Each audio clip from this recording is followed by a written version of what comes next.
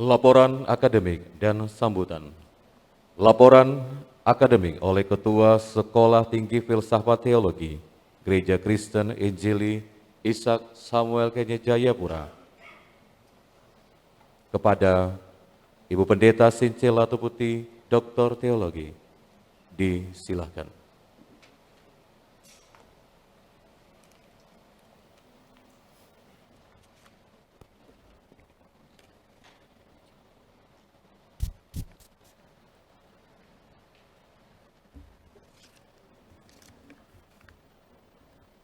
Yang terhormat Direktur Jenderal Bimas Kristen Kementerian Agama Republik Indonesia yang sedang mengikuti upacara wisuda ini secara virtual. Yang saya hormati Wakil Ketua BPAM Sinode GKI di Tanah Papua, yang saya hormati Kepala Lembaga Layanan Pendidikan Tinggi Wilayah 14 Papua dan Papua Barat, yang saya hormati Ketua Yayasan Pendidikan Ishak Samuel Kenya, yang saya hormati Senat Perguruan Tinggi, STFT GKI dan Pegawai Administrasi, saya hormati Ketua Senat Mahasiswa STFT GKI, yang saya hormati dan kasihi para wisudawan yang diwisuda pada hari ini, dan yang saya hormati dan kasihi orang tua atau wali yang mengikuti upacara wisuda secara online. Tamu undangan yang saya kasihi dan hormati.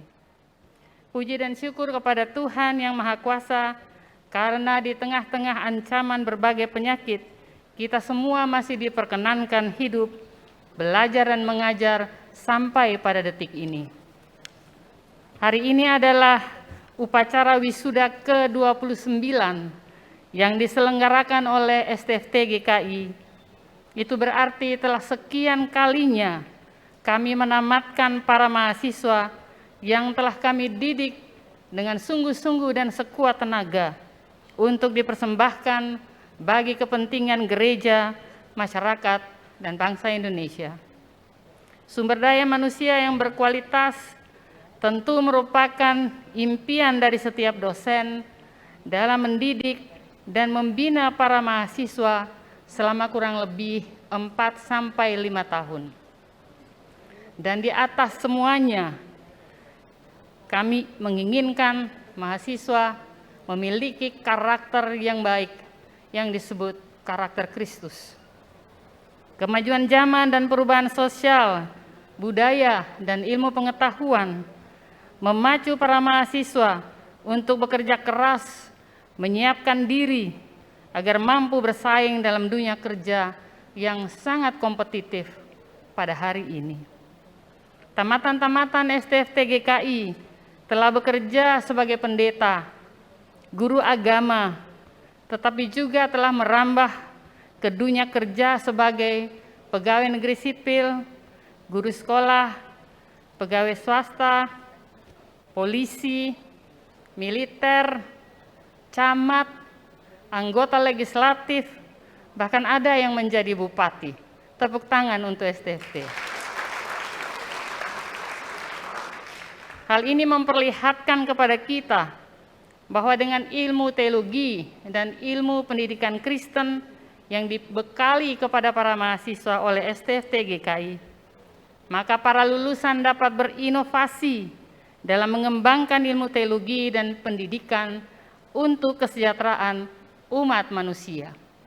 Kata inovasi dan kreasi merupakan hal penting yang perlu dimiliki oleh setiap alumni atau wisudawan untuk masuk ke dunia nyata dalam mengamalkan ilmu yang telah diberikan.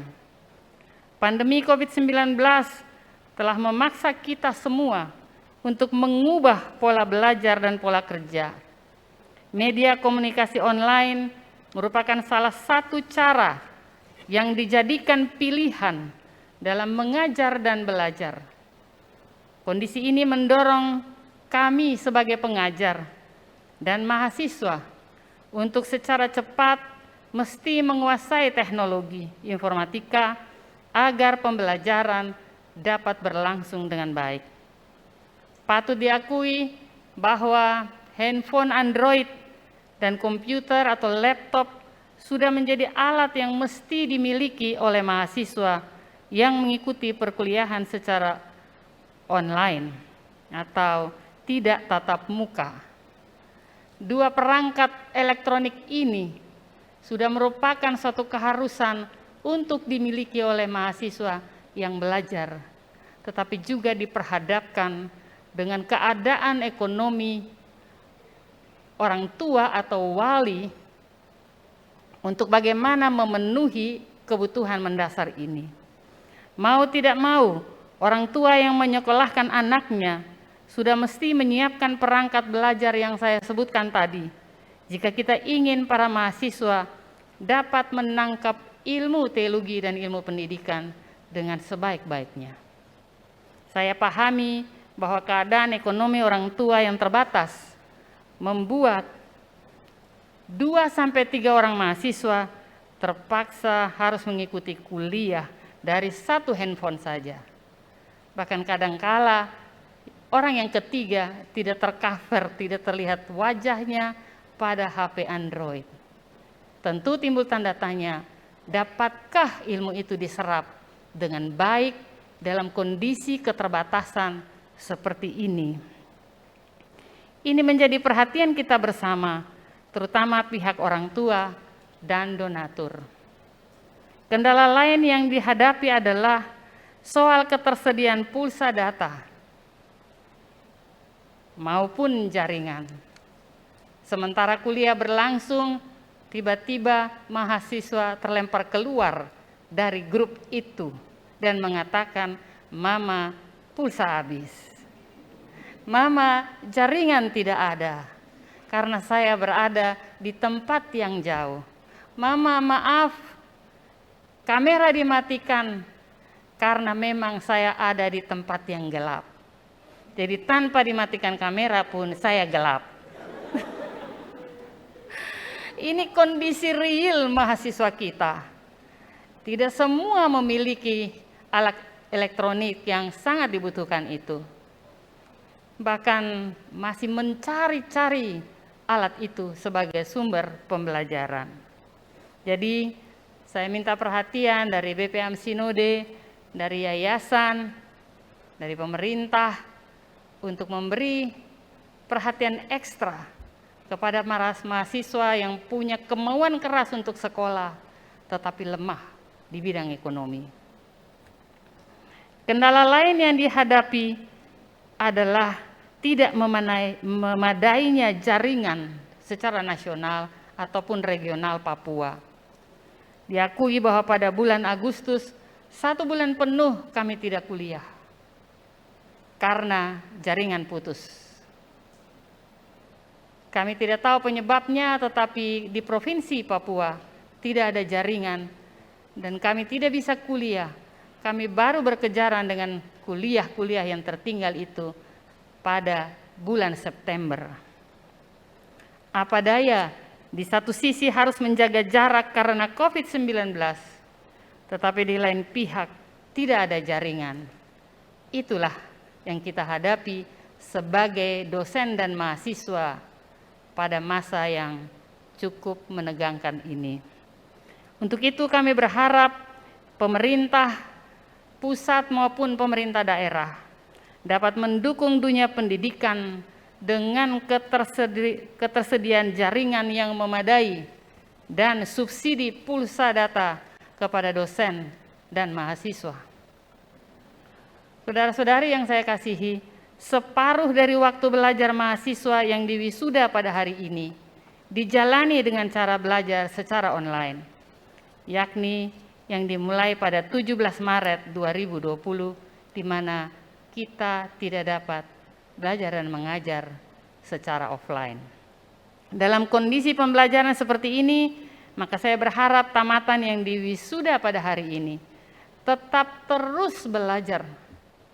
Wisuda tidak berarti berhenti belajar, tetapi terus belajar agar mutu pendidikan saudara-saudari tetap terjaga, supaya saudara-saudari dapat menghasilkan hasil kerja yang berkualitas dimanapun saudara berada. Perlu saya laporkan kepada Bapak Ibu Saudara-saudari bahwa animo masyarakat untuk kuliah di STFT GKI dari tahun ke tahun terus meningkat. Bahkan dalam penerimaan mahasiswa pada tahun ajaran 2021-2022, pelamar untuk jurusan teologi dan PAK berjumlah 350 orang. Karena seleksi yang kami lakukan, maka yang diterima pada gelombang pertama berjumlah 265 orang. Dan dari gelombang kedua untuk jurusan pendidikan agama Kristen berjumlah 15 orang. Total penerimaan mahasiswa pada tahun ajaran 2021-2022 sebanyak 280 orang untuk semester 1 tahun ajaran 2021-2022. Jumlah ini tentu dengan pertimbangan keseimbangan rasio dosen dan mahasiswa.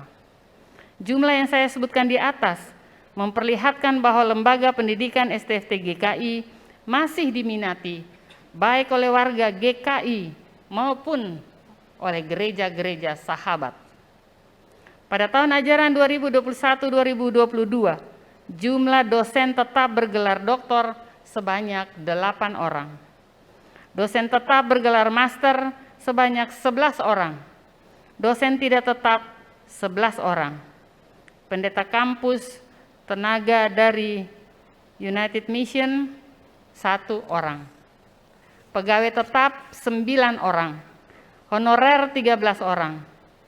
Jumlah mahasiswa S1 yang terdaftar pada semester ganjil tahun ajaran 2021-2022 sebanyak 984 orang. Tepuk tangan untuk kita. Mahasiswa stratum 2 berjumlah 29 orang. Untuk jurusan misiologi 23 orang dan jurusan pendidikan agama Kristen sebanyak 6 orang. Program studi teologi dan institusi kami berada di bawah Kemenristek-Dikti. Sedangkan prodi pendidikan agama Kristen S1 maupun misiologi S2 dan pendidikan agama Kristen S2 berada di bawah Kementerian Agama Republik Indonesia. Institusi kami berada di bawah Kemenristek-Dikti. Badan pendiri kami adalah BPAM Sinode GKI di Tanah Papua. Dan sesuai dengan tuntutan pendidikan tinggi, maka kami berada di bawah Yayasan Ishak Samuel Kane. Inilah keberadaan kami. Kami berada di dua kaki, yaitu gereja dan negara, dan mengikuti aturan-aturan yang berlaku.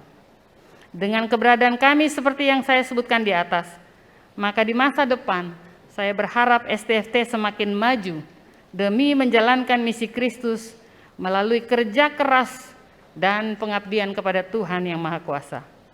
Terima kasih kepada BPAM Sinode GKI yang mendukung kami selama ini. Terima kasih kepada Dirjen Kementerian Agama Republik Indonesia. Terima kasih kepada Lembaga Layanan Pendidikan Tinggi 14 Papua dan Papua Barat yang tidak henti-hentinya menatar kami, memberikan bimbingan teknis untuk menjadi dosen-dosen yang profesional. Terima kasih kepada Yayasan Ishak. Terima kasih kepada pemerintah Provinsi Papua yang memberikan hibah dana kepada kami setiap tahun, dan dalam rangka PON, pemerintah Papua telah mendirikan asrama atlet berlantai 2 di kompleks milik STFT GKI dan merenovasi asrama 2 unit secara penuh. Nilai pendirian Wisma Atlet dan renovasi asrama juga talut yang tinggi itu miliaran rupiah. Karena itu kami sangat berterima kasih kepada pemerintah Provinsi Papua dan pemerintah pusat yang telah menolong kami dengan fasilitas itu. Sebab setelah PON 2021 ini, sarana-sarana itu akan dihibahkan menjadi milik STFT GKI. Juga kepada kami dibuatkan sebuah lapangan basket yang bagus. Ini adalah bantuan dalam rangka PON, tapi akan dihibahkan kepada STFT GKI. Kami juga menyampaikan terima kasih kepada jemaat-jemaat, kepada klasis, kepada alumni dan simpatisan yang memberikan bantuan dana tetapi juga dukungan doa kepada kami. Terima kasih kepada Ibu Pendeta Nelin Cewanma yang sudah datang dan mendoakan kami. Terima kasih kepada panitia wisuda, para dosen, pegawai dan honorer, juga mahasiswa atas kerjasama yang baik. Terima kasih kepada MC kita, Saudara Ricardo, tepuk tangan, dari Bank Papua, juga tim multimedia yang mendukung kegiatan di hari ini dari Gereja Katolik Kristus Terang Dunia, Waena. Demikian laporan akademik dan sambutan saya. Tuhan memberkati saudara-saudara sekalian. Sekian.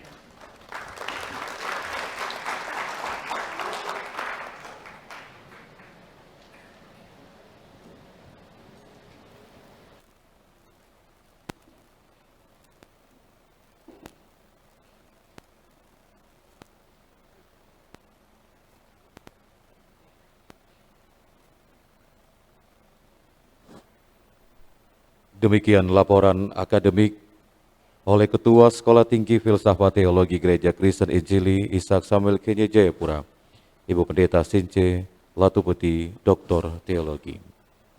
Selanjutnya kita akan bersama-sama mendengarkan sambutan-sambutan. Sambutan yang pertama oleh Kepala Layanan Pelayanan Pendidikan Tinggi Wilayah 14, Papua dan Papua Barat. Dengan penuh kasih kami mengundang Bapak Dr. Sriel Samuel Mopu, SPD, MED, TEFL, MPhil, Oxon.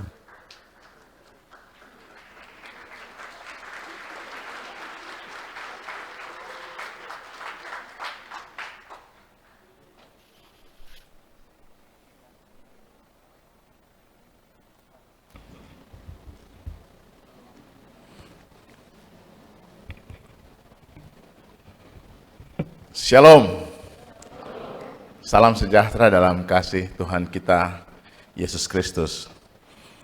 Yang saya hormati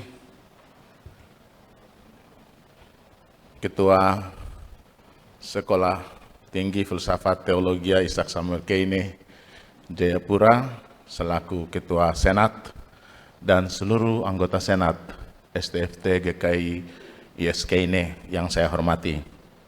Yang saya hormati Ketua Yayasan Ishak Samuel Kenya, Bapak Dr. Andes Festus Simjak MPD, yang juga hadir bersama-sama dengan kita. Yang saya hormati Dirjen Bimas Kristen, yang juga hadir pada kesempatan ini. Yang saya hormati Ketua BPAM Sinode GKI di Tanah Papua yang dalam hal ini diwakili oleh Wakil Ketua BPAM Sinode. Yang saya hormati seluruh staf dosen, tenaga kependidikan di lingkungan STFT GKI Ishak Samuel Kenya. Yang saya hormati para orang tua, kekasih, dan juga pacar dari para wisudawan dan wisudawati yang berbahagia di hari ini. Kita harus sebut juga. Mereka ada ikuti. Dan tentu saja yang sangat saya kasihi, saya hormati dan saya banggakan para wisudawan dan wisudawati Sekolah Tinggi Filsafat Teologi Ishak Samuel Kenya yang berbahagia di hari ini. Pertama-tama saya mengajak kita semua menaikkan puji dan syukur kehadirat Tuhan Allah Bapa di dalam kerajaan sorga, karena pada hari ini kita dapat menghadiri wisuda offline untuk yang pertama kalinya di STFT GKI Ishak Samuel Keine.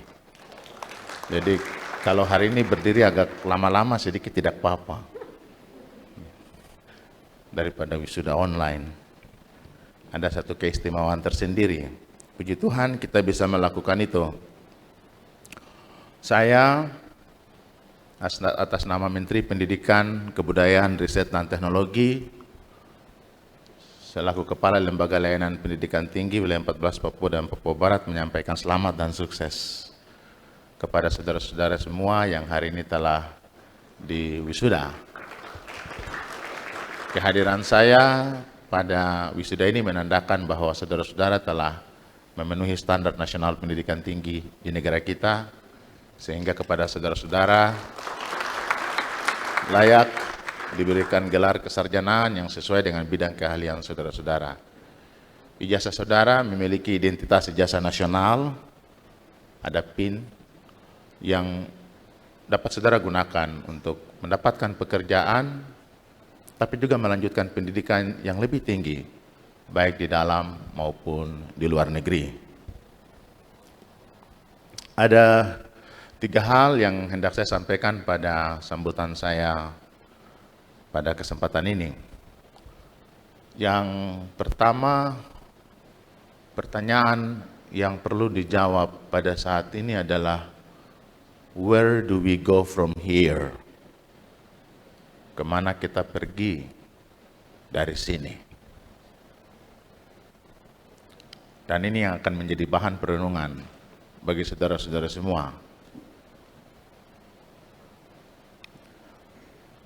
Ibu Ketua tadi menyatakan bahwa wisuda bukan akhir dari pendidikan saudara-saudara. Saudara-saudara masih harus terus belajar dan belajar untuk terus meningkatkan kualitas diri saudara-saudara. Waktu saya kuliah di Oxford, Inggris, ada satu tulisan di tembok, di dinding, bunyinya begini, the more I study, the more I know. The more I know, the more I forget. The more I forget, the less I know. So, why study? Semakin saya belajar, semakin saya tahu. Semakin saya tahu, semakin saya lupa. Semakin saya lupa, semakin saya tidak tahu. Lalu, mengapa belajar? Mengapa belajar hanya untuk tidak tahu pada akhirnya? Tapi disinilah rahasia itu, bahwa tidak ada orang yang pintar dan tidak ada orang yang bodoh. Yang ada itu cuma orang yang sudah tahu dan orang yang belum tahu. Yang sudah tahu kita bilang pintar, yang belum tahu kita bilang bodoh. Padahal bedanya satu tahu, satu tidak tahu. Itu saja. Yang tahu dia semangat sekali waktu ujian dapat nilai bagus-bagus. Yang belum tahu atau tidak tahu dia gemetar. Nah, oleh sebab itu, kalau Anda masuk ke dunia kerja dan ketika menghadapi sesuatu yang sulit dan tidak mengerti, jangan hukum diri Anda dengan kata bodoh, tidak bisa, dan lain-lain. Bilang saja begini, saya hanya belum tahu saja. Ya. Dan saya pasti tahu kalau saya mau. Nanti saya cari tahu. Gitu. Itu saja.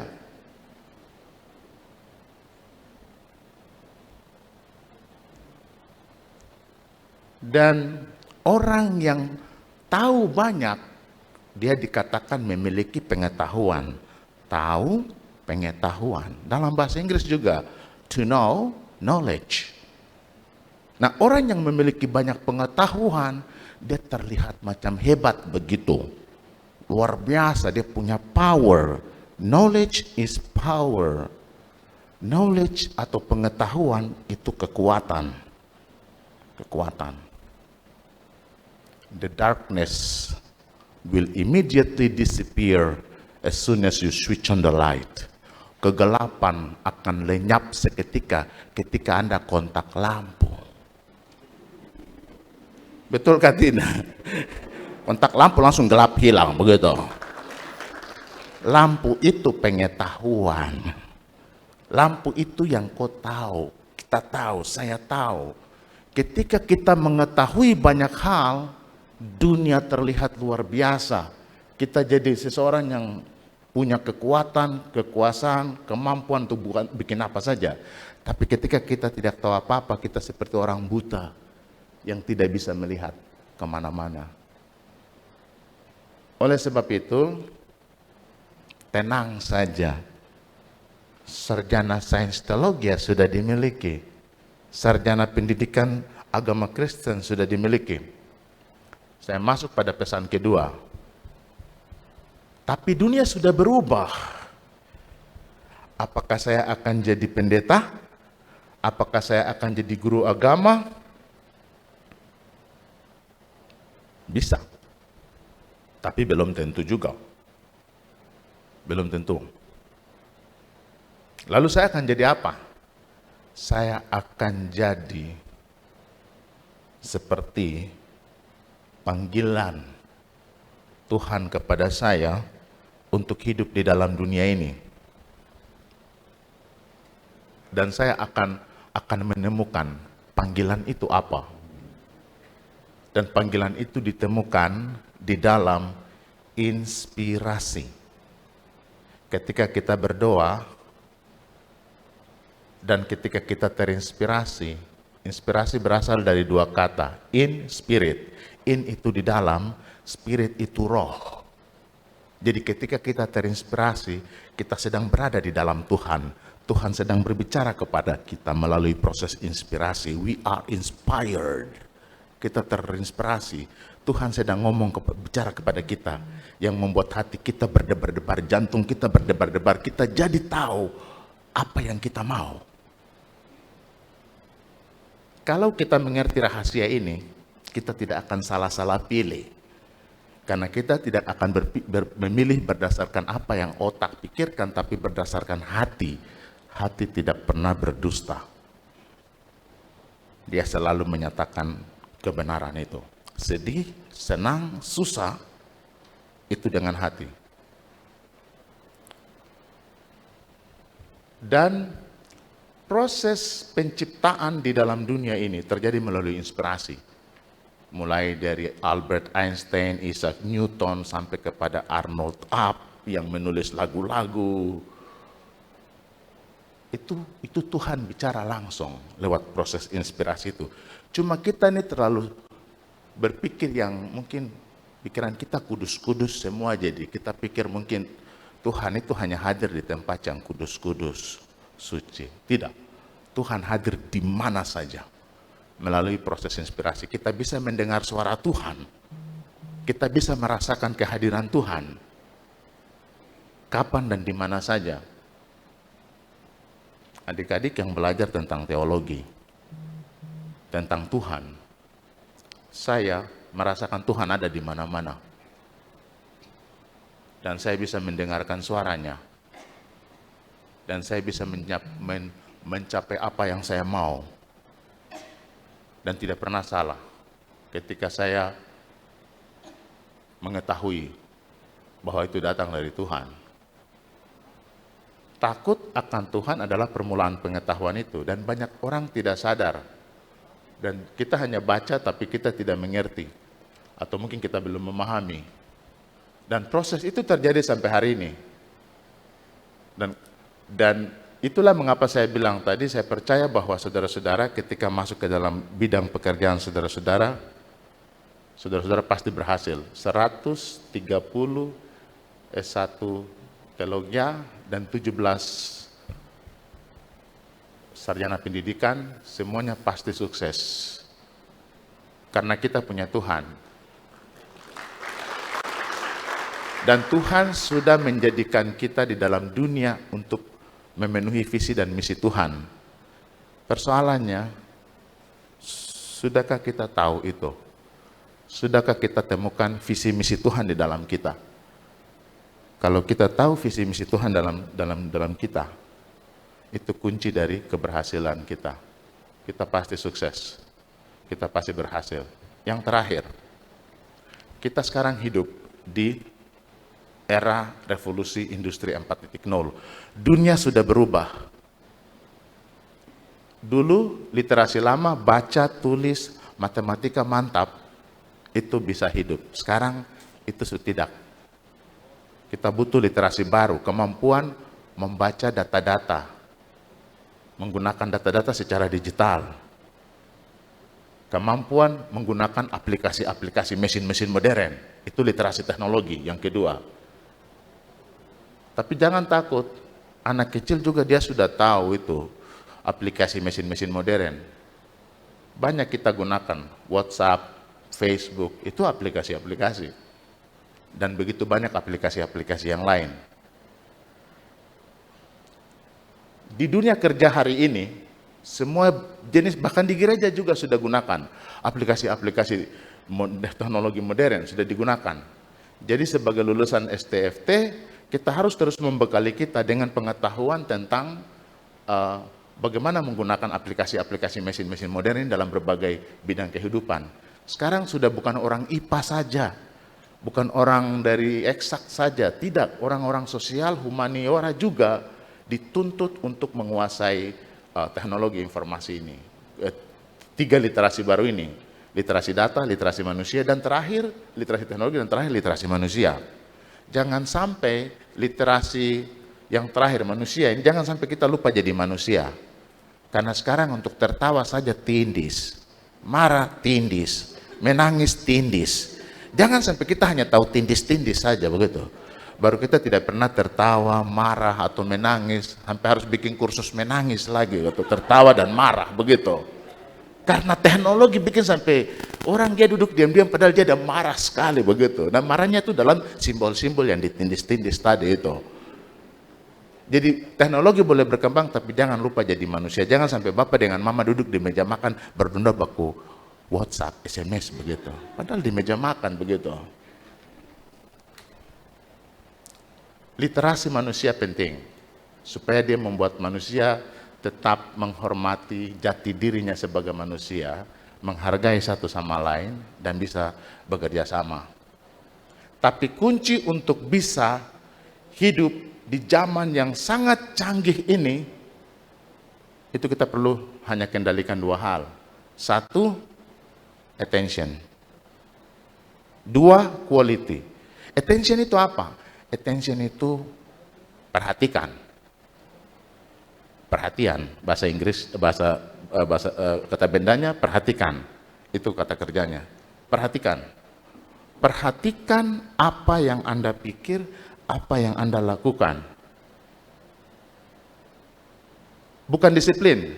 Dulu disiplin penting.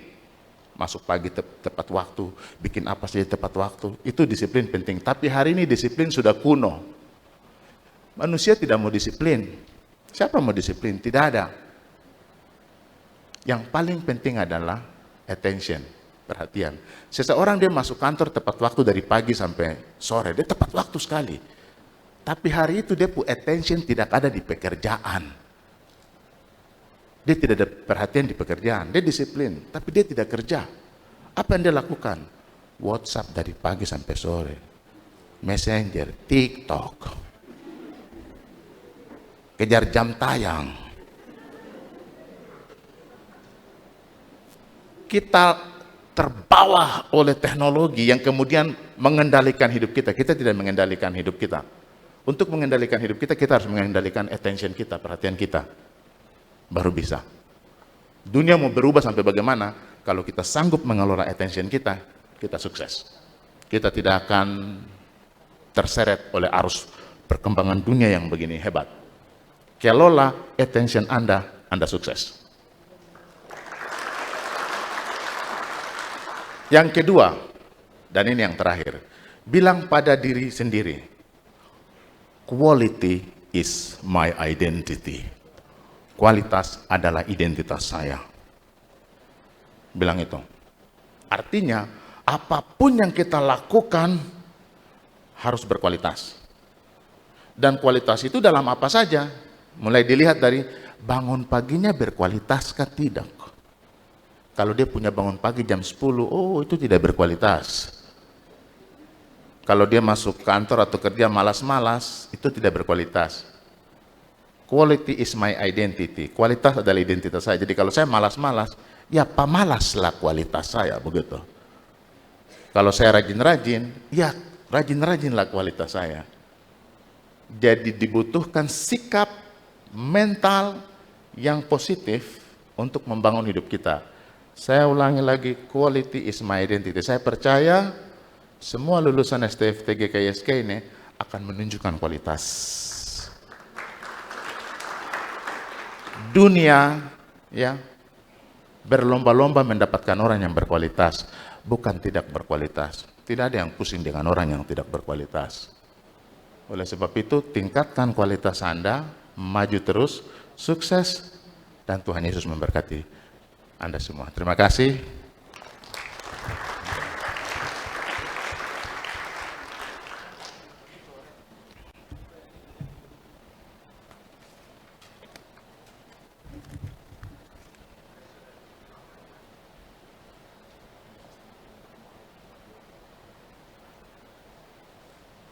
Sekali lagi kita berikan aplaus yang meriah kepada Kepala Layanan Pelayanan Pendidikan Tinggi Wilayah 14 Papua dan Papua Barat sebagai tanda dan juga motivasi bagi anak-anak Papua.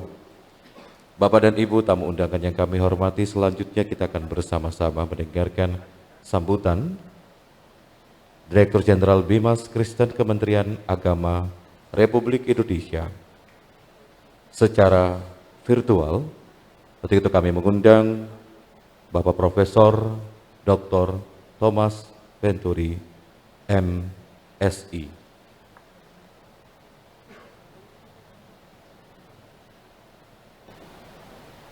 Sekarang tidak bisa mendengar apa-apa.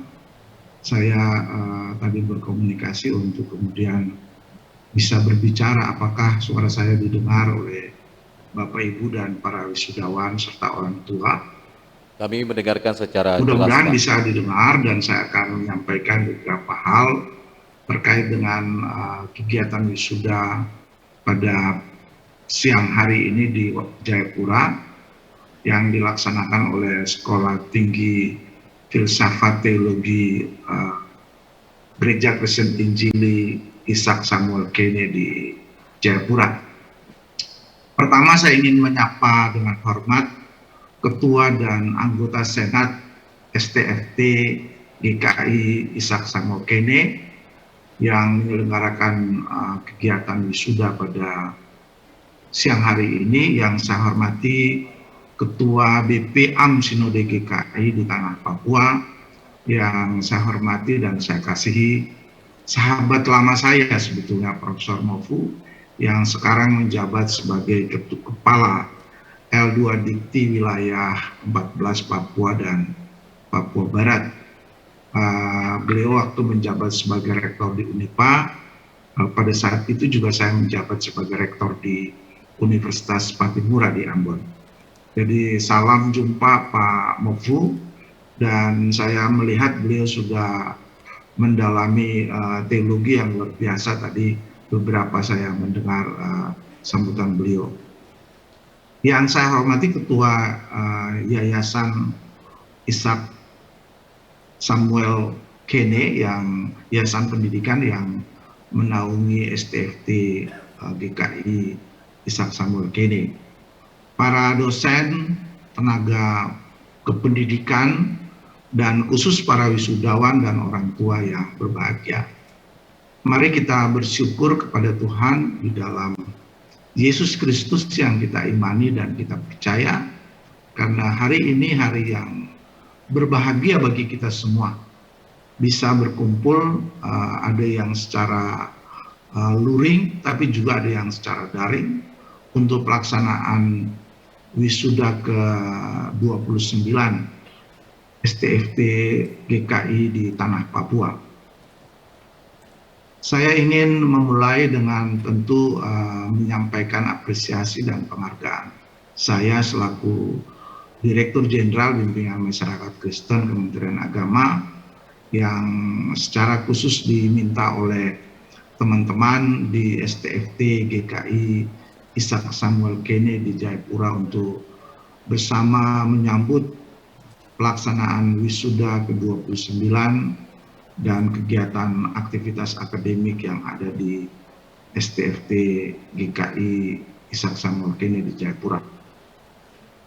Saya merasa ada hal yang sesungguhnya harus kemudian terus-menerus kita bangun, yaitu sebuah bentuk relasi yang jauh lebih dalam dan jauh lebih penting dalam tanggung jawab saya sebagai pemerintah, khusus dalam pembinaan masyarakat Kristen di Indonesia. Walaupun saya mengerti bahwa beberapa lembaga pendidikan tinggi berbasis teologi yang ada di Indonesia menyerahkan seluruh proses pembinaan mereka kepada Kementerian Pendidikan dan Kebudayaan, Riset dan Teknologi. Dan itu saya kira tidak ada persoalan bagi sumber daya manusia melalui pendidikan tinggi, khusus lembaga pendidikan tinggi filsafat teologi yang ada di Indonesia. Memang kemudian ada beberapa hal yang sifatnya administratif yang kemudian terkait dengan misalkan perubahan nomenklatur dari sekolah tinggi teologi menjadi sekolah tinggi filsafat teologi. Itu yang pernah saya temui bersama dengan teman-teman di STFT Jakarta. Tapi saya kira sebagai bagian tanggung jawab pembinaan lembaga pendidikan tinggi keagamaan, Pak Profesor Maufu khusus sebagai pimpinan L2 Dikti di sana sangat mengetahui bahwa memang persoalan-persoalan pendidikan tinggi kita luar biasa banyak.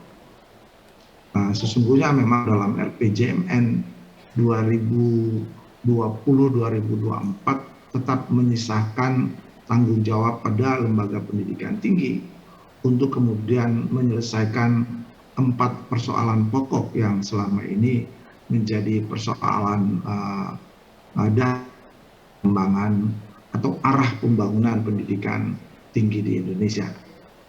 Dan kami tentu berterima kasih kepada Yayasan Pendidikan Ishak Samuel Kene di bawah Gereja Kristen Injili di Tanah Papua yang tentu membantu pemerintah baik di Kementerian Agama maupun Kementerian Kemendikbudristek dalam kerangka menyelesaikan mungkin beberapa.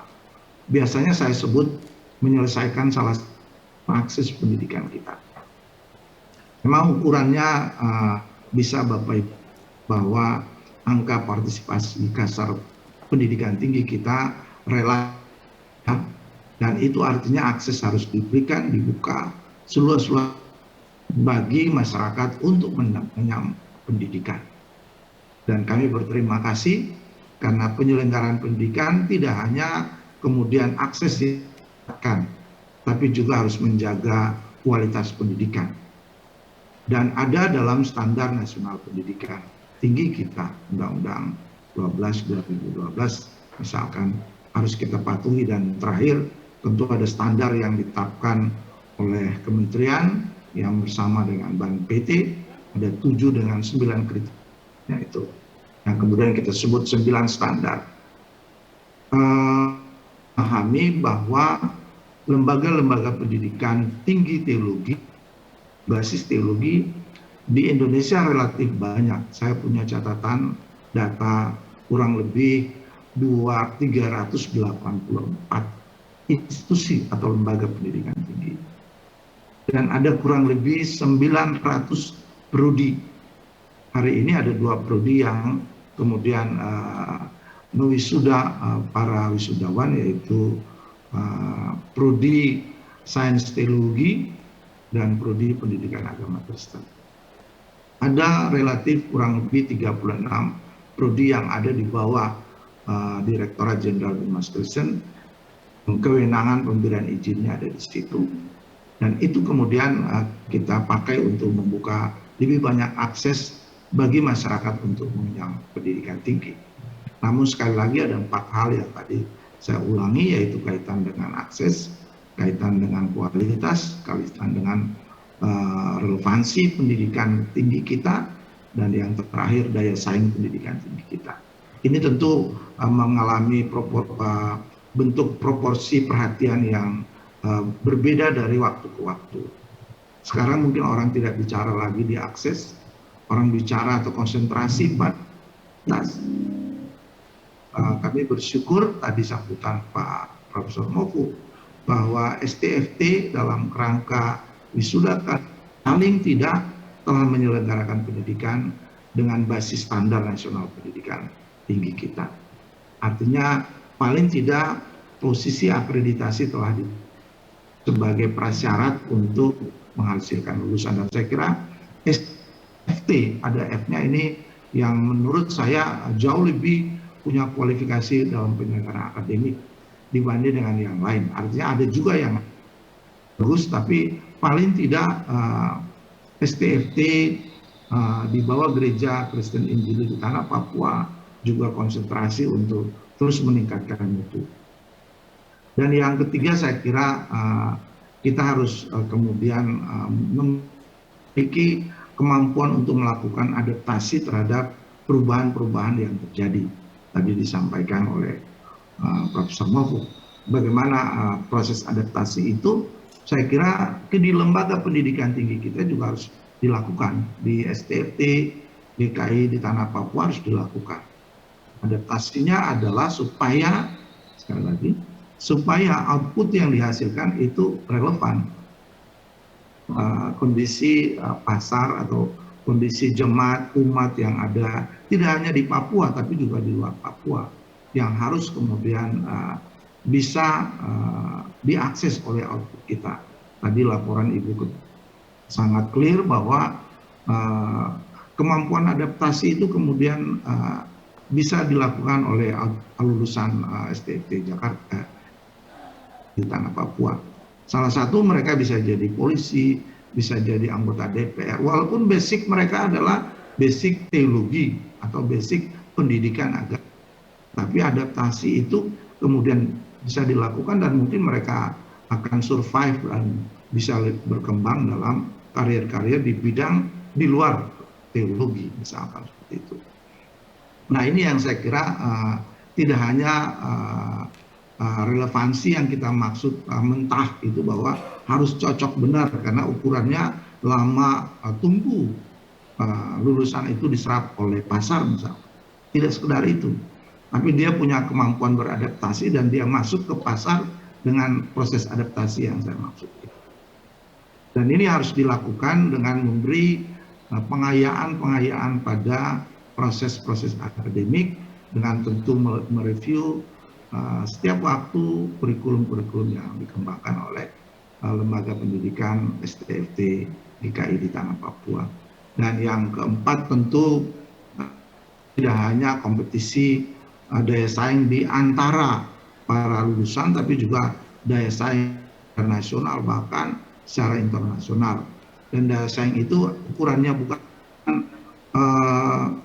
output atau lulusan perguruan tinggi, tapi karya-karya akademik dari para dosen itu yang sebetulnya menjadi ukuran juga. Seberapa besar kapasitas dosen kita dalam melakukan riset untuk kemudian bisa membantu menyelesaikan problem-problem kebangsaan dan kemasyarakatan kita.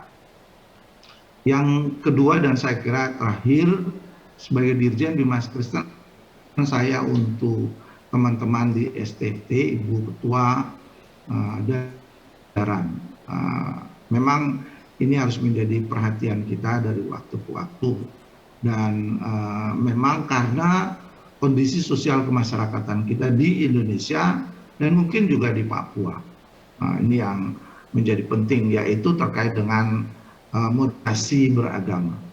Kementerian Agama berusaha untuk mengedepankan bentuk ini atau konsep ini untuk bisa diimplementasi di dalam masyarakat Indonesia, dan itu memang termuat dalam RPJMN 2020-2024. Ada 3 tantangan sebetulnya yang biasa saya sampaikan, bahwa memang kita tidak bisa menghindari diri dari kondisi Indonesia di mana kita ada dalam kondisi yang majemuk, dan kondisi majemuk itu lalu kemudian itu dan ada misalkan agama yang berbeda, bahkan agama itu bisa dipakai untuk kepentingan agama itu sendiri, dan itu kemudian mencederai nilai-nilai kemanusiaan atas nama agama. Nah, itu tidak boleh terjadi di Indonesia. Tantangan yang pertama sebetulnya, agama dipakai untuk mengeliminasi kemanusiaan, dan itu yang terjadi di beberapa wilayah di Indonesia dan harus kita hindari. Yang kedua, kaitan dengan kecenderungan kita untuk mengklaim kebenaran-kebenaran yang sifatnya subjektif. Kalau dalam perspektif Kristen, saya kira kita semua akan sepakat bahwa sangat boleh gitu, bahwa kebenaran keyakinan iman Kristen itu mutlak. Di luar itu tidak ada. Keselamatan itu ada di Kekristenan. Di luar itu tidak ada. Itu benar dari perspektif yang sifatnya eksklusif. Tapi kemudian kita harus mengerti bahwa di luar kita ada yang lain. Itu yang saya kira menjadi penting. Kita menghargai yang lain. Juga ada kebenaran dalam perspektif yang mereka punya. Nah, itu harus dihargai. Bukan kemudian ada pengakuan, ini juga problem doktrin pada saat.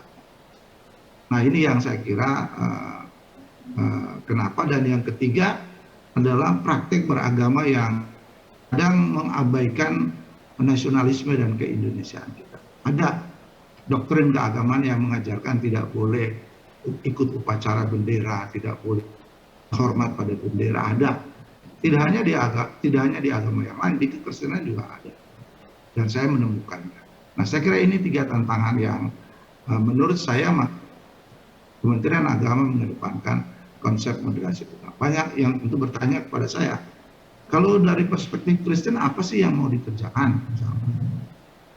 Saya ingin menyampaikan sedikit bahwa kami telah mencoba untuk mendesain 2 buku memang ditulis oleh pakar bidang teologi dan pendidikan agama Kristen yang memuat konsep moderasi beragama dari perspektif Kristen. Sementara cetak di BPK Gunung Mulia, dan berharap ini menjadi referensi, paling tidak referensi utama, ada referensi tambahan dalam upaya mengimplementasi konsep moderasi beragama itu dari aspek, saya sering bilang apa yang kira-kira akan dicoba diimplementasikan melalui apa, kira-kira seperti itu. Medianya melalui, saya kira tidak ada pilihan untuk kemudian konsep-konsep itu harus masuk ke dalam sistem pendidikan kita, yaitu masuk dalam kurikulum dari level dasar sampai level tinggi. Dan pertanyaannya, mana konsep moderasi yang dimiliki oleh Kekristenan? Itu sementara kita siapkan. Kami juga akan mendapat masukan dari para dosen di STFT Jakarta dan menuju ke sana. Kalau ada riset yang seperti itu bisa diajukan kepada saya, mungkin saya akan bisa membantu.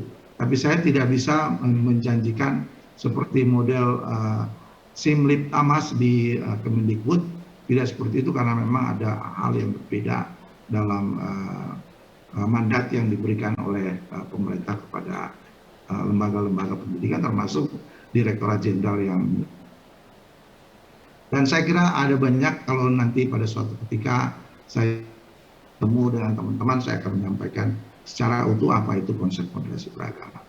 Itu yang kedua. Dan sedikit saja tambahan yang paling akhir, saya sangat berharap supaya ST, FT, PGKI di tanah Papua, Ishak Samuel Kene, terus dalam tugas-tugas pendidikan, pengajaran, dan penelitiannya. Basis atau mandatnya adalah pada bidang keagamaan, khusus teologi Kristen.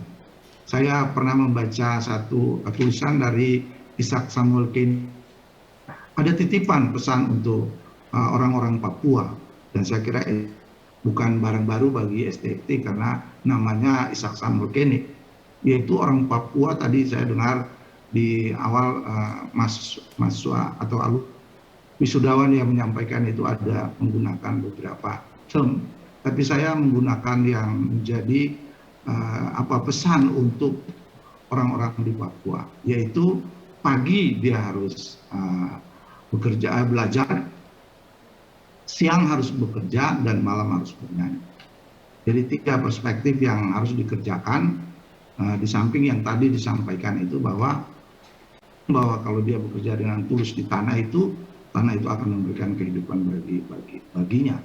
Tapi yang paling pokok adalah 3 aspek yang saya sebut itu, yaitu kita harus mengembangkan pendidikan kita secara lebih baik, dan itu yang paling utama. Kalau menurut Ishak Samuel Keni, belajar itu adalah bagian dari proses pendidikan.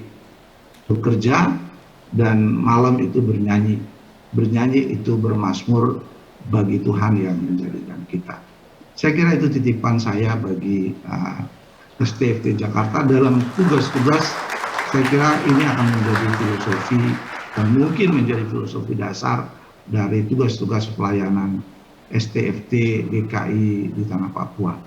Selamat kepada para wisudawan yang hari ini wisuda, selamat kepada para orang tua. Terima kasih khusus kepada Sivitas Akademika STFT GKI di tanah Papua.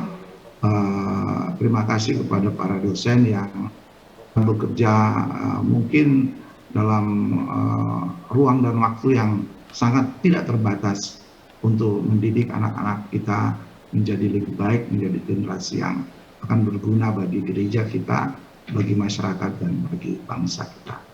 Demikian yang bisa disampaikan pada kesempatan yang baik ini. Tuhan memberkati STFT GKI Ishak Samuel Keni di Jayapura. Shalom bagi kita. Bapak dan Ibu tamu undangan yang kami hormati, demikian sambutan Dirjen Bimas Kristen Kementerian Agama Republik Indonesia Profesor Dr. Thomas Venturi MSI secara virtual. Kami juga ucapkan terima kasih kepada Profesor Dr. Thomas Venturi MSI yang telah mengikuti seluruh rangkaian acara melalui virtual. Selanjutnya, sambutan Badan Pekerja Harian Yayasan Pendidikan Teologi Gereja Kristen Injili Ishak Samuel Keni Jayapura. Dengan hormat kami mengundang Bapak Dr. Andes Festus Simbiak, Master Pendidikan.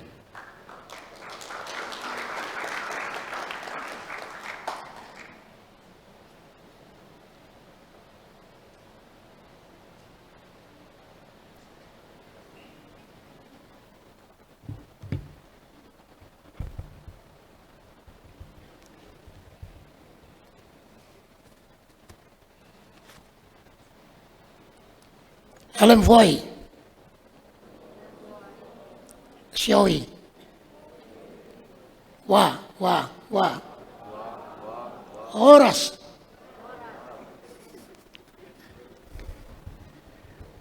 Kita sepakat dulu tentang waktu.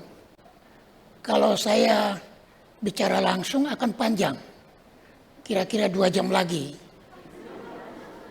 Tapi kalau saya membaca, cukup 5 menit. Pilih yang mana? Membaca. Ya. Soalnya dari tadi saya lihat itu sudah pikirannya itu udah lari ke papeda yang ada di rumah. Jadi jangan sampai papeda sudah dingin. Ya, karena sudah sepakat saya baca ya. Tapi karena ada hal-hal yang lain juga, mungkin di luar tulisan saya, tapi tidak panjang juga. Membakawer, mau kemana nawer. Tadi Pak Mafu pakai bahasa Inggris, saya pakai bahasa Biak. Yang saya hormati Ketua Sinode GKI di Tanah Papua, dalam hal ini hadir bersama kita Bapak Wakil Ketua Siowi, Bapak Ketua. Yang kami hormati Bapak Dirjen Bimas Kristen Protestan RI yang sedang menyaksikan secara virtual. Beliau juga adalah sahabat pada waktu kami bersama-sama memimpin perguruan tinggi, beliau Rektor Unpati dan saya ada di Papua. Yang terhormat Bapak Kepala L2 Dikti, wilayah 14 PPB. PPB itu Papua dan Papua Barat. Yang saya hormati, Ketua dan para anggota Senat STFT GKI di Tanah Papua, khusus kepada Ibu Ketua sebagai Ketua STFT GKI di Tanah Papua. Yang terhormat para undangan, yang berbahagia orang tua para wisudawan dan para wisudawati, yang berbahagia para dawan dan para dawati. Saya buang wi-nya di depan, jadi wisudawan dan wisudawati. Salam sejahtera. Kita patut bersyukur karena 67 tahun yang lalu, tepat pada hari Selasa tanggal 21 September 1954, Lembaga Pendidikan Teologi yang sekarang dinamakan STFT GKI Ishak Samuel Kaine lahir di Serui di Tanah Papua. Lembaga yang didirikan untuk mempersiapkan pelayan-pelayan gereja untuk Gereja Kristen Injili yang akan didirikan 2 tahun kemudian. Jadi 2 tahun sebelum Gereja Kristen Injili di Tanah Papua berdiri, STFT duluan berdiri.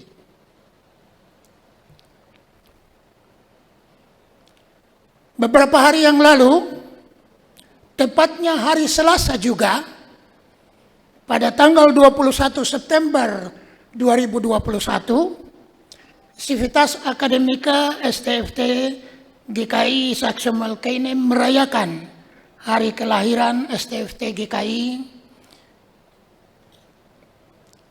Ishak Samuel Kaine yang ke-67.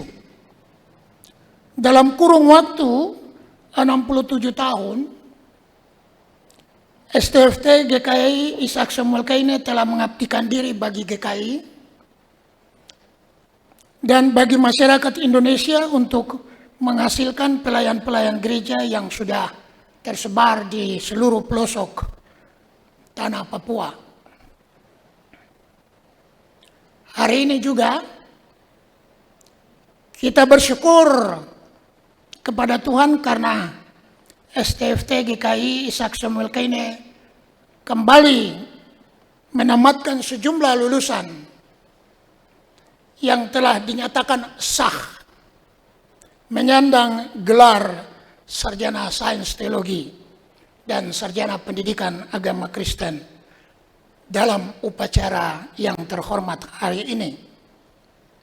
Untuk itu, saya atas nama yayasan mengucapkan selamat merayakan hari kelahiran yang ke-67 dan selamat atas keberhasilan menamatkan sejumlah sarjana dalam bidang teologi dan pendidikan agama Kristen. Para hadirin yang dikasihi oleh Tuhan,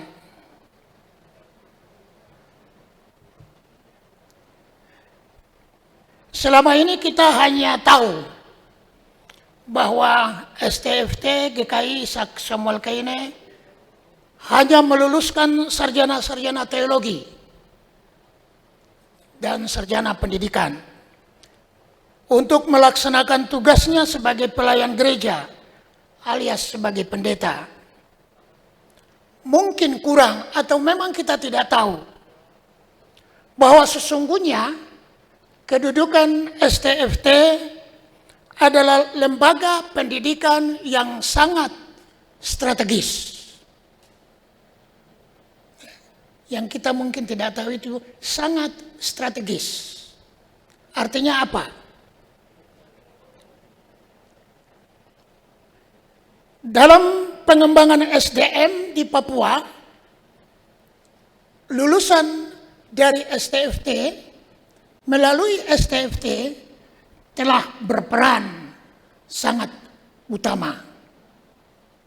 Melalui jemaat-jemaat, para pelayan ini mengajarkan yang terbaik bagi warga gereja, bagi masyarakat. Tidak pernah ada pendeta yang mengajarkan yang jelek-jelek. Pasti semuanya baik. Dengan demikian kita berasumsi bahwa warga gereja yang ada di dalam jemaat-jemaat itu telah dididik, dibina oleh para pelayan yang lulusan dari STFT, sehingga anak-anak mereka menjadi lebih baik. Mereka diawasi, mereka didorong untuk berpendidikan yang baik. Itulah peran strategis dari STFT, menghasilkan lulusan, mengajarkan warga jemaat untuk mendidik anak-anak mereka. Jadi begitu peran daripada STFT melalui lulusan-lulusannya. Wisudawan wisudawati, Anda hari ini harus menyadari bahwa tugas sebagai pendeta tidak hanya sebatas sebagai pengkhotbah, tetapi juga adalah pendidik. Karena itu selain kompetensi profesional dalam bidang teologi yang sudah Anda kuasai, Anda juga harus terus belajar secara mandiri, atau istilah orang belajar mandiri, otodidak, untuk memiliki kompetensi pedagogik. Bagaimana menguasai metode untuk mengajar. Mengajar berdiri di mimbar, atau masuk ke rumah melalui pastoral counseling, atau duduk di para-para dengan warga jemaat untuk duduk berbicara tentang bagaimana kehidupan yang baik. Harus menguasai kompetensi sosial. Artinya bagaimana dia berhubungan dengan warga jemaat. Jangan sampai ada warga jemaat yang suka dan terasuka. Yang terasuka yang terutama harus didatangi. Kalau yang sudah suka itu tidak perlu lagi. Ya. Tetapi juga harus tetap mengembangkan kompetensi personal, kepribadian. Ingat, di dalam Alkitab dikatakan harus menjadi garam dan terang. Itulah kompetensi personalnya. Menjadi garam artinya menjadi sumber pengetahuan. Menjadi terang artinya menjadi sumber pengetahuan. Dan menjadi terang artinya menjadi teladan bagi banyak orang. Seiring dengan perkembangan teknologi dan ilmu pengetahuan yang berdampak pada bertambahnya pengetahuan dan perubahan tingkah laku. Jadi tadi Bapak Kepala L2 Dikti mengatakan bahwa semakin canggihnya ilmu teknologi dan pengetahuan, semakin pintar orang-orang. Jangankan di kota, di kampung-kampung pun warga jemaat kita sudah pintar-pintar sekali. Tapi bukan cerdas. Kalau pintar itu banyak bicara, karena kalau cerdas itu banyak berpikir. Karena pengaruh daripada media sosial ini. Tetapi juga perubahan perilaku ada. Suka kritik, kalau kritik tidak dengar, demo muncul. Unjuk rasa. Ini perubahan-perubahan yang terjadi akibat berkembangnya ilmu pengetahuan dan teknologi yang menghasilkan produk-produk yang pada akhirnya memberikan dampak kepada kehidupan kita. Karena itu, seorang sarjana tidak hanya mengandalkan ilmu yang pernah diperoleh di bangku kuliah, tetapi berkewajiban mengembangkan diri sebagai sumber pengetahuan dan sumber belajar bagi masyarakat. Demikian juga seorang lulusan STFT GKI Ishak Samuel Keine harus terus belajar. Karena tantangan yang dihadapi dalam jemaat semakin kompleks. Sehingga memerlukan kemampuan intelektual yang mumpuni untuk menjawab berbagai tantangan yang datang di tengah-tengah jemaat. Baik dari sisi politik, sisi hukum, sisi ekonomi, sosial, antropologi. Banyak kasus-kasus secara politik, secara hukum yang ada di tengah-tengah jemaat. Seorang lulusan STFT yang telah mengembangkan diri di lembaga ini, kemudian mengembangkan diri di luar, dia harus mampu untuk tampil, memberikan solusi-solusi di dalam penyelesaian masalah-masalah yang ada. Banyak kasus yang terjadi yang sekarang kita ikuti. Pada umumnya, jemaat-jemaat GKI di tanah Papua menghadapi 4 masalah besar. Yaitu 1, masalah kepemimpinan. Terutama kepemimpinan pada aras majelis jemaat. Yang kedua, masalah kemerosotan kehidupan rohani. Istilah yang sering kita dengar adalah kemerosotan moral. Masalah yang ketiga adalah masalah kemandirian jemaat. Dana, daya, maupun teologi. 4, masalah sosial ekonomi warga gereja. Untuk itu, kepada para wisudawan dan wisudawati, saya berpesan agar nanti ketika sudah ditempatkan sebagai seorang pendeta, usahakan untuk lebih mengutamakan pembinaan untuk mengatasi masalah-masalah yang disebutkan di atas. Arahkan warga jemaat untuk lebih berfokus pada penyelesaian masalah-masalah yang ada. Bukan berkumpul untuk menginventarisir ide-ide membangun, lalu banyak dana habis pada membangun fisik, sementara masalah-masalah yang tadi saya sebutkan terus berada di dalam jemaat. Itulah tanggung jawab seorang pelayan. Saudara-saudara, jangan marah saya karena saya hidup di tengah-tengah jemaat. Sudah 1,5 tahun saya hidup di kampung dengan jemaat saya. Jadi saya mengungkapkan hal-hal seperti ini supaya kita tahu, jangan kaget ketika sampai di jemaat. Saudara akan menghadapi tantangan-tantangan. Ada yang menantang secara suara, tapi ada juga yang menantang secara muka, tapi ada juga yang diam-diam saja. Tapi itulah kemampuan seorang pelayan jemaat untuk menyelami hati daripada warga jemaatnya. Tadi saya bilang singkat, baru sudah panjang sekali ya. Kalau begitu sudah saya menyingkatkan, karena ini tinggal 2 alinea saja.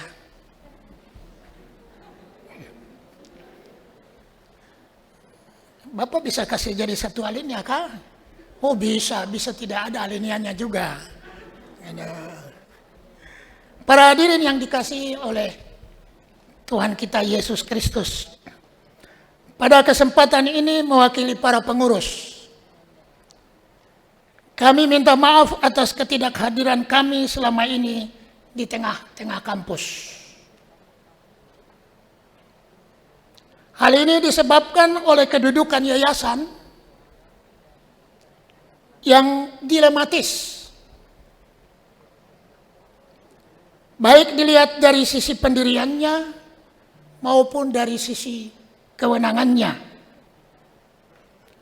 Untuk itu pada kesempatan ini kami memohon kepada BPAM Sinode sebagai pendiri untuk membenahi yayasan ini dengan memperhatikan ketentuan-ketentuan yang berlaku di dalam Undang-Undang Nomor 16 Tahun 2001 tentang yayasan. Sekaligus kami mohon agar pembenahan nantinya bukan mengkerdilkan STFT GKI Ishak Samuel Kaine, tetapi dukung posisi sebagai institusi akademi yang berkewenangan akademik untuk menjadi dapur atau menjadi jantung GKI di tanah Papua. Saya tegaskan hal ini di sini karena saya sekolah tinggi itu sudah setingkat dengan universitas. Kalau kita turunkan dia menjadi fakultas, berarti dia tidak ada lagi apa-apanya. Makanya saya bilang jangan kerdilkan dia, tetapi tetap jadi sekolah tinggi, bila perlu jadi institusi, bila perlu jadi universitas. Jadi itu namanya berkembang. Kalau kita turunkan bentuknya lagi, ya udah. Kita tidak perlu bicara banyak lagi. Para wisudawan, wisudawati, dari tadi saya duduk membaca profil-profil yang ada. Saya tertarik sekali pada tulisan-tulisan yang ada.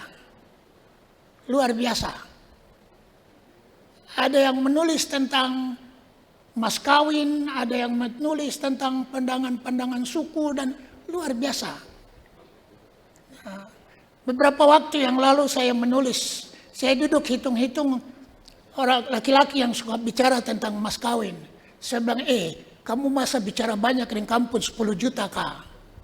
15 juta kah? Kamu cuma bayar 20 juta saja, bikin diri macam hebat saja.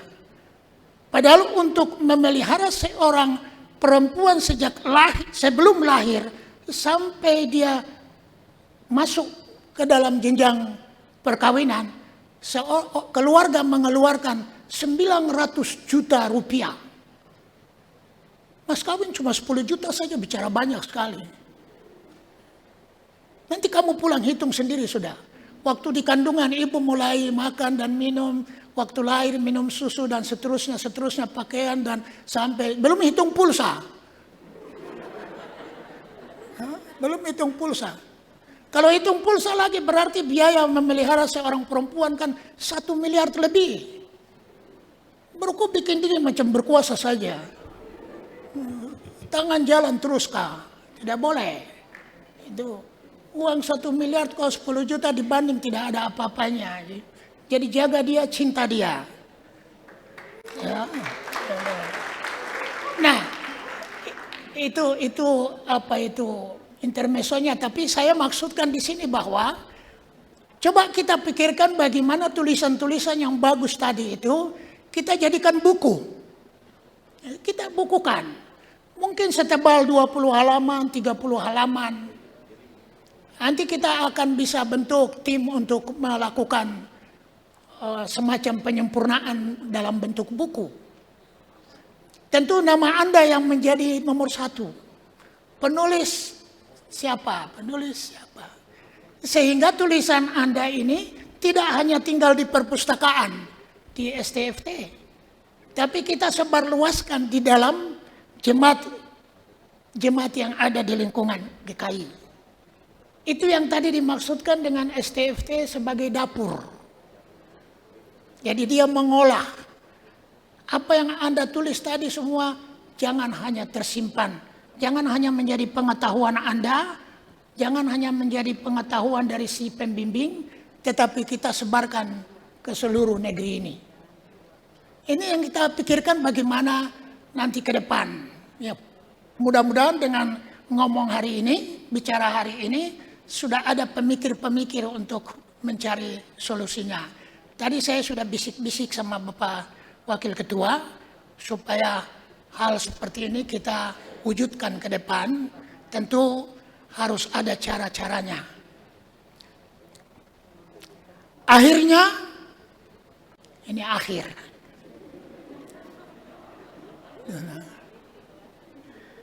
Atas nama pengurus, kami mengucapkan terima kasih kepada Ibu Ketua dan para Wakil Ketua, para Ketua Program Studi, para dosen, para tenaga kependidikan, staf pegawai yang telah bekerja keras di dalam lembaga ini untuk setiap tahun meluluskan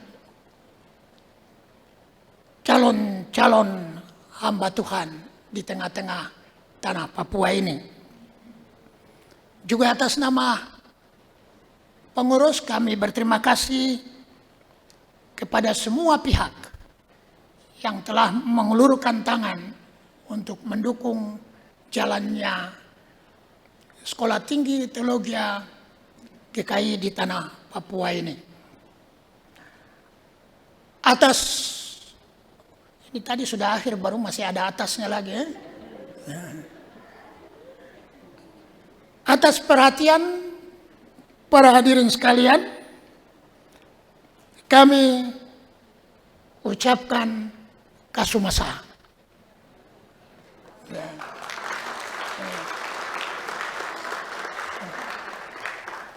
Macam don tahu kasumasa saja. Jadi tepuk tangan. Kasumasa itu apa? Terima kasih. Hampir sama dengan bahasa Jepang ya.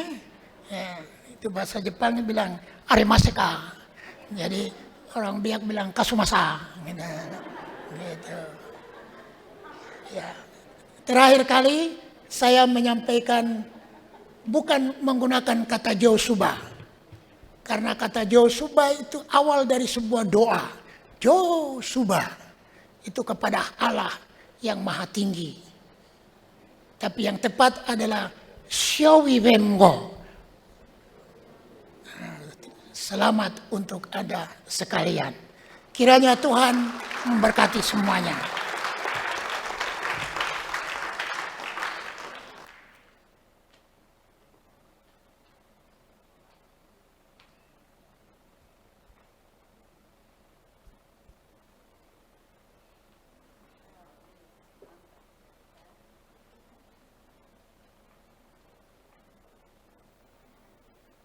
Selanjutnya kita akan bersama-sama mendengarkan sambutan Wakil Ketua Badan Pekerja Sinode Gereja Kristen Injili di Tanah Papua. Dengan penuh kasih kami mengundang Pendeta Hizkia Rolo, STH, MM.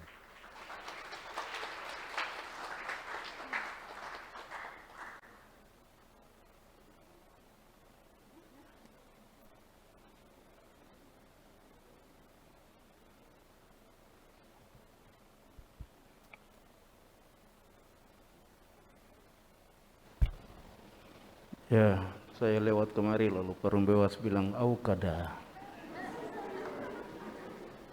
Aukada karena STT itu juga Aukada. Lembaga ini luar biasa. Dia bikin Ibu Sin jadi ketua STT. Dia bikin Perumbewas ada duduk Ibu Atta. Luar biasa. Dia juga yang bikin saya jadi wakil ketua sinode.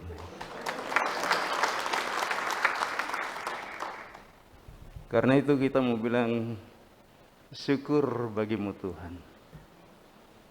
Engkau menciptakan kami di atas tanah kami, Papua.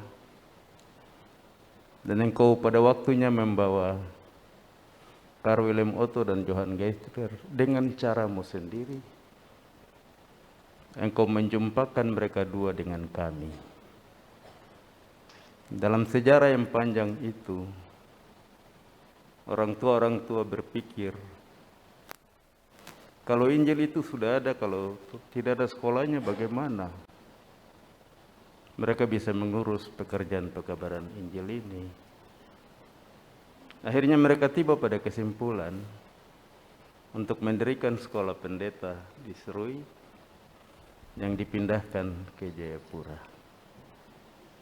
Yang hari ini kami lihat nuansa sukacita dari generasi baru yang dihadirkan pada hari ini oleh sekolah ini. Masing-masing tepuk tangan untuk dirinya. Saya juga tepuk tangan buat sepuh diri karena sekolah ini.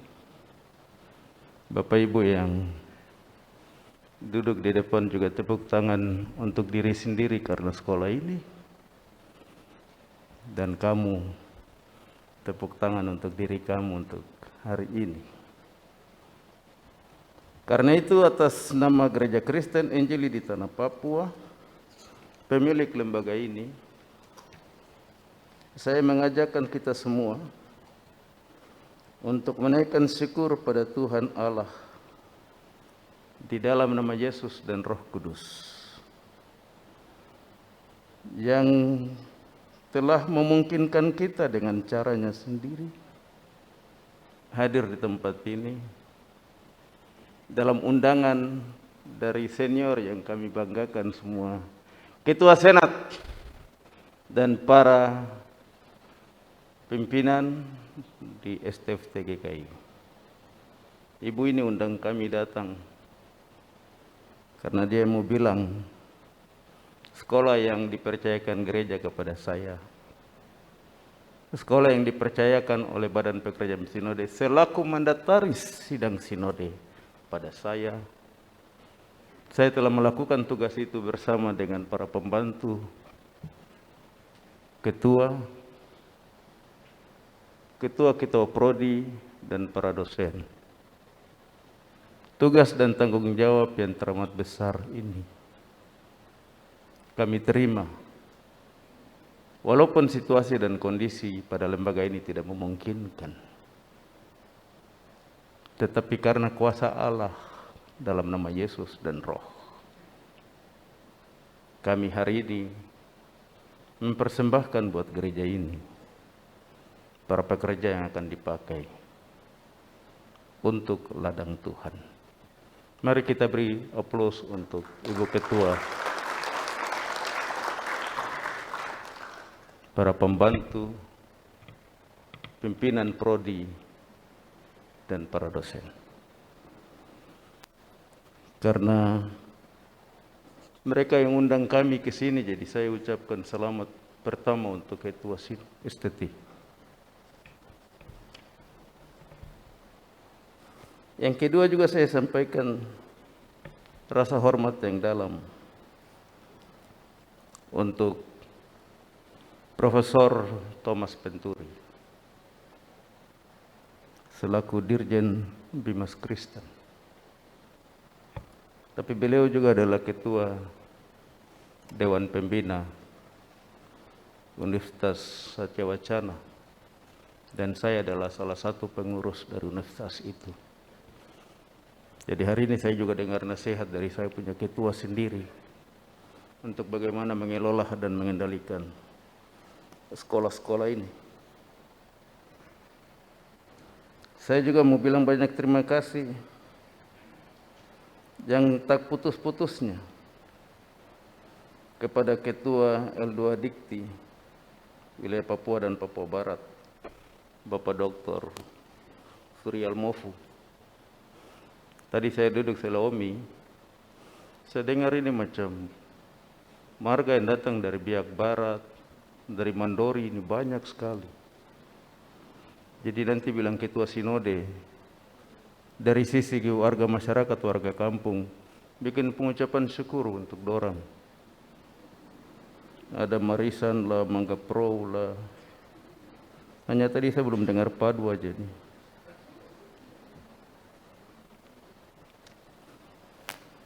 Hampir banyak yang datang dari Biak Barat.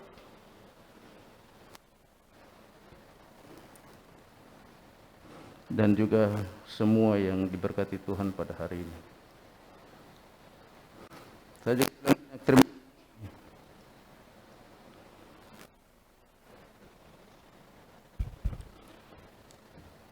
Ketua Yayasan Yisak, Pak Simbiak yang telah hadir bersama dengan kita. dengan dua hal yang telah disampaikan untuk menjadi perhatian bagi Badan Pekerjaan Sinode tentang Yayasan Ishak Samuel Keine dan juga skenario pengembangan selanjutnya. Saya juga bilang banyak terima kasih untuk para orang tua yang telah memilih lembaga ini untuk menyekolahkan anak-anaknya. Upacara ini upacara yang berlangsung dalam suasana sentimental, rasa keharuan. Orang tua mau merayakan bagaimana mereka mengalami sukacita. Sepertinya tidak salah kami melahirkan anak-anak ini. Dan hari ini kami mau lihat anak-anak kami berhasil. Mari kita beri aplaus untuk orang tua kita.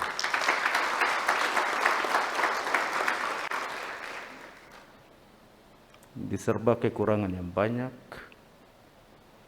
bagaimana berpikir tentang makan minum, memikirkan tentang studi, sampai kadang harusnya selesaikan studi pada 4 tahun, terpaksa saya harus melewati 5, 6, 7 bahkan lebih.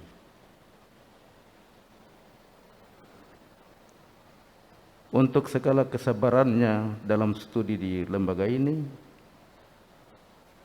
saya juga mau bilang banyak terima kasih. Tepuk tangan untuk diri kamu sendiri yang telah bersusah payah sampai dengan menyelesaikan pendidikan.